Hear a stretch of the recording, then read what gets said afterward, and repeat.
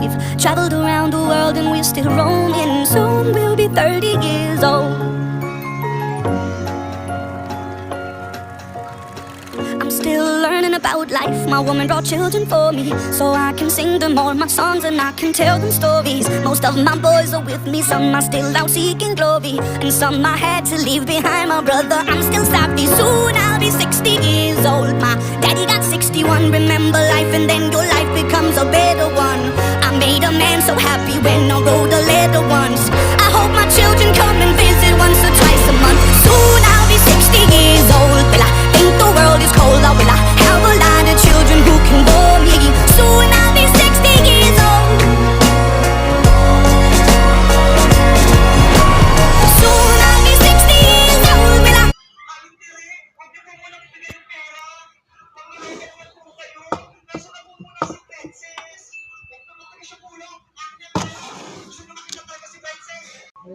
Wait lang, ano yung labo?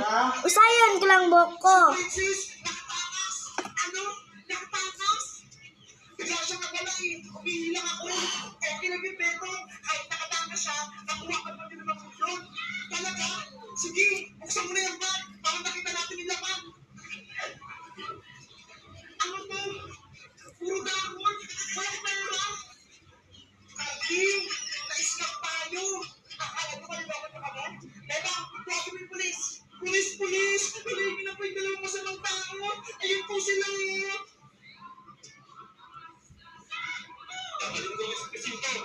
Tulungan kayo. Karting, dapat tayo sa pulis. Ayoko magpulong. Paglain mo kami. Wala kami kasalanan. Pinigay mo na kayo ba? Nakuwi na ako. Beba! Beba! Beba! Si Prince natin kumakabos sa may pinto. Beba!